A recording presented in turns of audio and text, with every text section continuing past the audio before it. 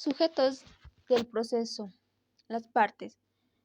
Concepto. El proceso es una institución jurídica que pone fin a las controversias sociales, satisfaciendo las pretensiones de las partes, la satisfacción como la solución al conflicto de intereses, distingue al órgano judicial, mientras que la pretensión caracteriza funcionalmente a los sujetos diferentes. En este órgano vale decir que las partes que intervienen en el proceso son esencialmente el demandante, el demandado y el juez. Situación procesal de las partes. Los sujetos procesales en todo litigio se encuentran en una situación o posición judicial doble, igual o contradictoria. Analizaremos cada una de ellas. La posición doble de las partes es denominada también como principio de dualidad de las partes según Jaime Watts, quien explica que todo el proceso aparecen las partes en todas las posiciones exactamente dos, de manera que no pueden haber proceso sin parte o con una sola parte, ni proceso con tres partes o más. La posición igualitaria de las partes está referida al principio de igualdad de las partes dentro del debate, que implica todo litigio. El principio se aplica desde una perspectiva en que se observan las partes de una posición equivalente, es decir, nos difieren en sustancias los deberes, derechos y cargas de una parte de relación a la otra.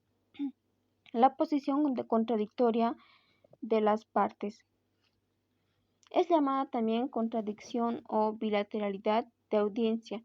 Se parte del criterio que para dar satisfacción a una pretensión es imprescindible la contradicción del oponente. La doctrina procesal la autoriza el demandante o a formular sus alegaciones o fundamentaciones para que ofrezca el juez las pruebas que le permiten obtener el rechazo del demandado. Se critica esta posición porque se constriñe una pura posibilidad y no una real, efectiva de concreción. Demandante, actor y demandado opositor.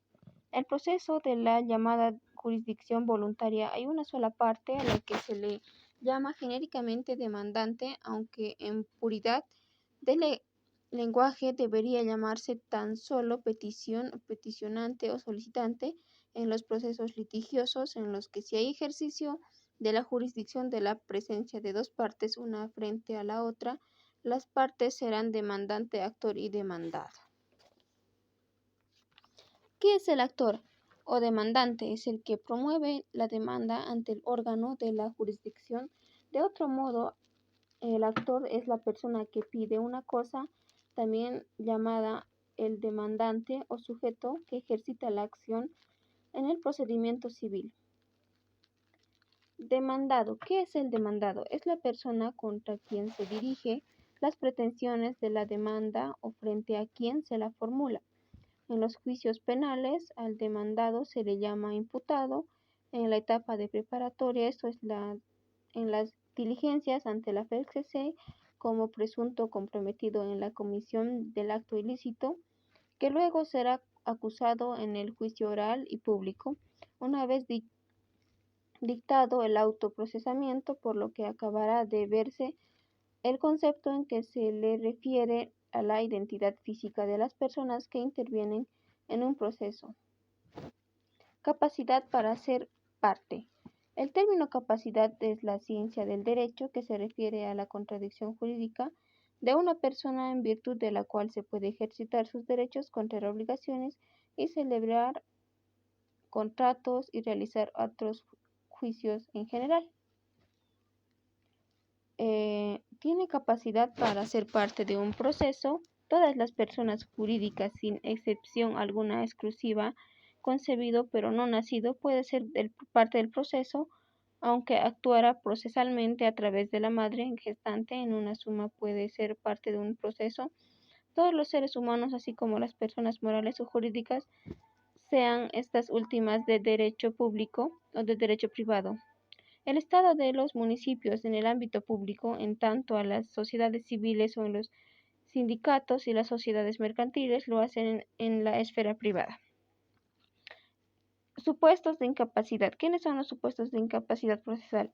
Tienen carácter excepcional, pues en principio y como regía toda persona capaz para ser parte tiene capacidad procesal. Esas excepciones de incapacidad se dan en las personas por nacer, los menores de impúberes, los dementes declarados por un juez competente. Continuamos con la capacidad de las personas jurídicas. Estas facultados para crear obligaciones e intentar en la medida de su capacidad de derecho acciones de rigor debieran llamarse pretensiones civiles o penales. Las personas jurídicas, ya sean incluidas a la Iglesia Católica u otras congregaciones religiosas, tienen carácter privado. Las asociaciones, fundaciones y entidades que tienen por principal bien el común, con patrimonio propio, capaces según sus estatutos. Actuación de las partes en el proceso. Deben deber, obligación y carga de realizar actos procesales. Las partes quienes intervienen en el proceso de realizar diversos actos que no puedan o no les conviene eludir. Estas acusaciones insosulayables también son conocidas como imperativos jurídicos procesales, así se denomina a los deberes, obligaciones y cargas. Los deberes están establecidos en intereses de la comunidad para una correcta tramitación del litigio.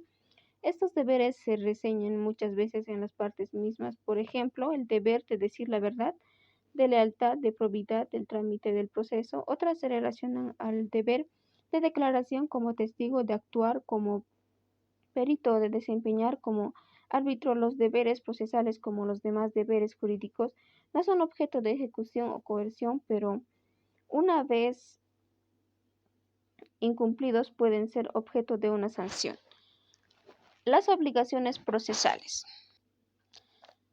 son prestaciones impuestas eventualmente en el transcurso de un proceso. En un sentido técnico de la obligación, supone un sacrificio patrimonial. A una de las más conocidas obligaciones procesales se refiere, por ejemplo, a la condena de estas cosas al litigante pertidioso o de emergente por una responsabilidad procesal. Las cargas procesales, en cambio, se las define como una situación jurídica prevista en la ley consistente en la exigencia de una conducta de realización. La representación procesal. Toda persona tiene el derecho como comparecer ante cualquier órgano judicial para la defensa de sus intereses, empero por circunstancias singulares se la comunidad de no concurrir personalmente a estados, quizá pretendiendo celeridad al confiar el trámite de un abogado apoderado, puede encomendar esa intervención a la persona de un tercero que actúe en nombre suyo. Otras veces, tratándose de incapaces, de derecho de la ley dispone la intervención de la persona que suple su capacidad. Existen diferentes clases de representación. La representación de los incapaces. ¿Qué es la representación de los incapaces? Deben acreditar su personería acompañando un testimonio del autor del discernimiento, de curador de ítem, los padres llamados a representar a sus hijos. La representación de sociedades, asociados y personas jurídicas en general.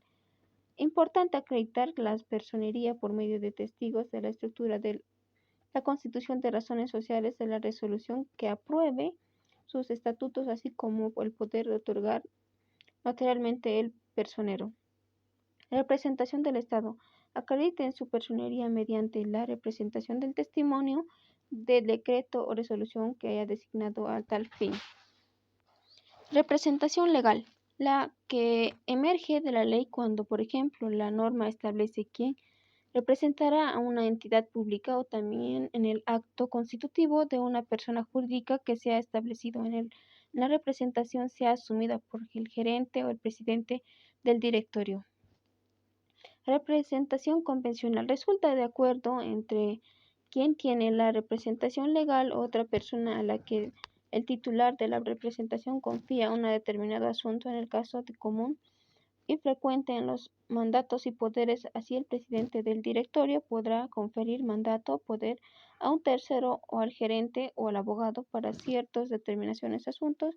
El mandatario, entonces, con mayor precisión, no es un representante legal, como suele decirse en nuestro medio, sino uno convencional. Representación judicial. Emerge de una decisión judicial así, por ejemplo, si la autoridad dispuso la intervención judicial a una empresa o establecimiento comercial, en vía precautoria del interventor ostenta una representación judicial. En el caso del menor del incapaz, lo que hace el juez es reconocer de su lado si la ley atribuye la representación a dicho menor o incapaz y en su caso suplir el silencio con la designación del curador del ítem. Unificación de la personería. Con frecuencia intervienen en el proceso varios litigantes. Si los litis consortes se han apersonado ante el juez bajo una representación, el órgano podrá instituir una unificación procesal. En tal caso, de oficio o de petición de parte en vez contestada la demanda tratada de relación procesal, el juez les intimará a unificar su representación. Continuamos con la responsabilidad de las partes con los gastos del proceso. Las costas.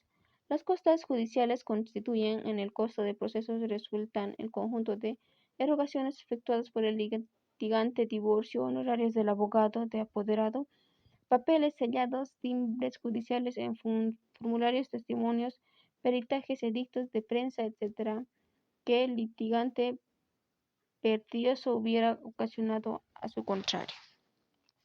Eso es todo. Muchas gracias por su atención.